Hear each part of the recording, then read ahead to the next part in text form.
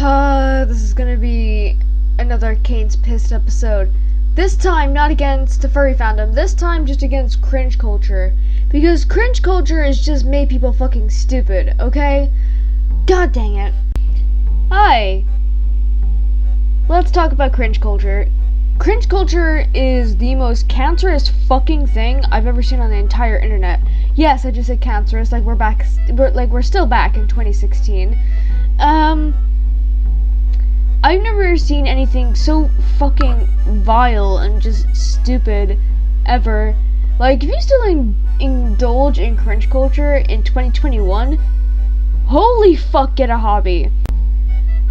Right now, I'm in the 2017 musical rabbit hole that everyone was in that I should have been in 3 years ago. Look, listen, I'm late to the party, I'm sorry. I did listen to, like, a little bit of Hamilton, but, like, not really. I still need to watch it, and right now, what I'm really obsessed with is Dear Evan Hansen and Be More Chill.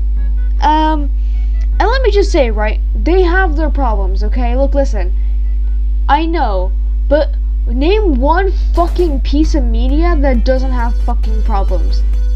Exactly. Riverdale. I'm kidding. Riverdale is probably the one thing that has a lot of problems. There's a reason that these things are popular, and it's not always for the aspect that they're perfectly written, you know? Some people just like the songs from Be More Chill. Some people like the characters from Dear Evan Hansen. It's multiple different things on why these things are popular. There's an aspect of them that intertwines them together, that why people really enjoy this certain piece of media. And it's just ridiculous seeing so many people hating on it just because, oh, they were obsessed with it when they were younger. Like, I understand if you're looking back at yourself when you did something incredibly cringy. Like, I'm the exact same way when I was in my Pokemon fixation, and I was in, like, the Pokemon fandom. Like, holy shit, like, I was a cringy little shit, right? I understand, right? If it's something like that, if you're looking back at yourself and be like, oh my god, I was so cringy when I'd walk around listening to More Than Survive in my headphones, walking around middle school thinking I was Jeremy. Ew. Like, I understand that, you know? I understand that aspect, because I'm the exact same way. But sometimes it just gets to the point where it's just like newcomers who are coming into that thing, say they were late to the party, aka me. It feels a little bit discouraging when they're liking something like, wow, haha, yeah, imagine liking Be More Chill. And then I go into the bathroom and sing Michael in the Bathroom, because social anxiety fucking sucks. Like, it just gets to the point where things are like, it makes people feel more insecure to talk about these sorts of things. And it's just like, are you fucking serious? Like, it's just a musical. It ain't that fucking deep. And don't even get me started on the whole hate train that people are getting on about the Dear Evan Hansen movie. Cause my Jesus Christ, are people harping on the fact that Ben Platt is too old. It's terribly written. Blah blah blah blah blah. Now, I haven't seen the movie yet because it's not out in Ireland yet. But let me just say, if you're hating on this movie just because Ben Platt looks too old, you really need to get a fucking hobby and actually how to learn how to critique things well. Ben can't control how he looks, and he's known the character Evan Hansen more than probably anyone else does, so he does deserve the fucking role, and people are just hating on that movie because it's a new trend, and people are eventually gonna calm down and be like, oh, okay, yeah, maybe it wasn't that bad, or maybe people will still hate it. I don't fucking know. I still kind of see it in The Last of Us Part 2 type thing, where people were hating on The Last of Us Part 2 for reasons of, Joel died, or just for other reasons, like people don't like Abby's story, people don't like Lev being trans, you know, like multiple other things why people hated The Last of Us Part 2, and then there's still people who still like The Last of Us Part 2. I'm one of those people. I do like The Last of Us Part 2. But when you tell people that, of course, they're gonna be like, oh my god, it's so shitty. Ew, like, it is just a fucking game. Chill.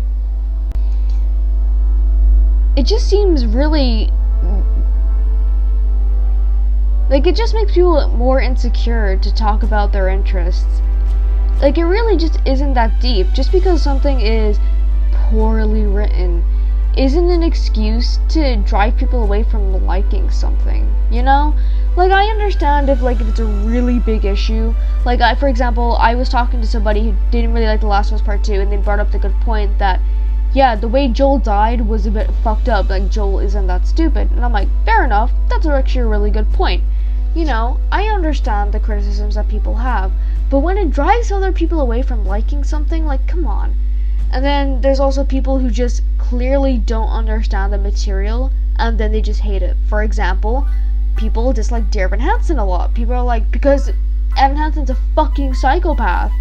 And I'm sitting here like, here's the thing though, the musical doesn't treat it like Evan is fucking innocent, because he fucking isn't. The whole point of the musical is to show kids, hey, if you fuck up, please listen. Kids make mistakes and they need to learn instead of being incredibly hateful towards them, and that's why he doesn't get that much of a bit of backlash. I understand I understand that what Evan did is absolutely horrible, but kids need to learn, because guess what? Not everyone is dealt the same cards in fucking life, you know? And some people do things out of desperation, and yes, I understand that his mental health is not an excuse. But not everyone with mental health issues fucking think the same. Not everyone thinks the same as you. And I understand that these things aren't things that should be excused, but you need to understand why this was written this way. You know what I'm saying? You know? And I feel like, and it's fair enough to have the opinion of, oh yeah, I just really hate the musical because I really hate the main character because he's a psychopath. I understand that. But you also need to understand the material and what the writers were going for, because guess what? Your interpretation isn't always fucking correct. Huh. Fucking strange. I feel like I said that in the last video. It's just something that, like, really bugs me, you know? Like, you really need to understand the creator's vision and why these characters did the things they did, and what choices they make in whatever piece of media. And it just, I just really hate, you know, these sorts of things, you know, when people just be like, why do you like that? It's so fucking badly written. Yeah, maybe I do like Be More Chill because it's cheesy and dumb. Like, people always talk about how Be More Chill is horribly written, and I understand it, right? And there's still things that I don't like about Be More Chill. The humor is, oh god, the humor is so strange. And it's so weird and pandering, and but I still enjoy it because it's wacky and weird and just cheesy. I like cheesy things, my dude. It's so dumb, but I can have fun with it, you know? Like, not everything has to be these serious types of things, you know?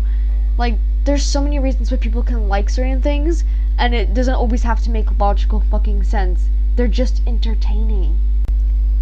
Although, with that, I do still think it's valid for people to not like certain things because of how badly written it is. For example, I really hate Wai Fang 2 and Mulan 2. I also really hate Wreck-It Ralph 2, Ralph Breaks the Internet. And there's definitely movies that I like that can have terrible writing at times. For example, Zootopia, with the villain was done terribly, you know? I still believe that it's still valid to dislike something because of the writing. The only criticism that you can use against people who like a certain thing, you know? Some people like the type of writing because, as I said, Be More Chill, it's dumb and cheesy, and people just take it for what it is. For example, some people really like Disney Channel movies because of the dumb cheesiness that comes along with it, because some people just like to have fun with it, you know? And that's also completely valid. I'm like that too. The Descendants series has a terrible writing issue, but I still enjoy it because I take it for what it is. It's a Disney Channel movie. I shouldn't be expecting, you know, a good big blockbuster to come from them, you know? I'm just taking it for what it is. But also another thing that I also just really dislike too, about this whole thing with cringe culture, is the way that I grew up. I grew up liking things that not a lot of people did. So therefore, I've always been told that everything that I like is dumb and cringy and this. And then I later on find people who like the same things that I do. And I'm like, oh, I'm not alone. So there's other people who like the same things that I do. That's pretty fucking cool. And I realized that my interests aren't as cringy or outlandish. You know what I'm saying? And then, when I got into secondary school, I was surrounded by cringe culture and things. I was told that things that I liked were cringy, and this time there was a big echo chamber on the internet saying that these things are also cringy, so I couldn't even go near those types of things. And some of those things really fucking halted me in growing as a person. For example, non-binary people were seen as cringy, which obviously now times have changed. No, non-binary people aren't seen as cringy anymore, and if you do, that's a you fucking problem. That's not non-binary people's problems. And then, of course, there was the whole furry thing. People think that furries were cringy, but furry has been something that has been very influential and also really helped me. Obviously. Just, if you use the whole thing, oh, that's cringe, to somebody, get a life. It's not hurting you. For example, I've gotten out of the mindset of things that are, seen as cringy, because I did fall into that rabbit hole, unfortunately. But I've recently found that that's not who I am anymore, and it just really holds people back. And some things that I stopped liking because I thought they were cringy, I still found myself ended up liking. For example, Five Nights at Freddy's. I used to think that was really cringy and dumb. I've recently went back on it, and it's not as cringy and stupid as I remember. It's just fun, And that's really the only basis of why someone should like something. That it's fun, and that it's not hurting anybody. If it's not hurting anybody, and then people are just having fun, who cares, So let me just enjoy Ben Platt in peace, okay? You never see it coming.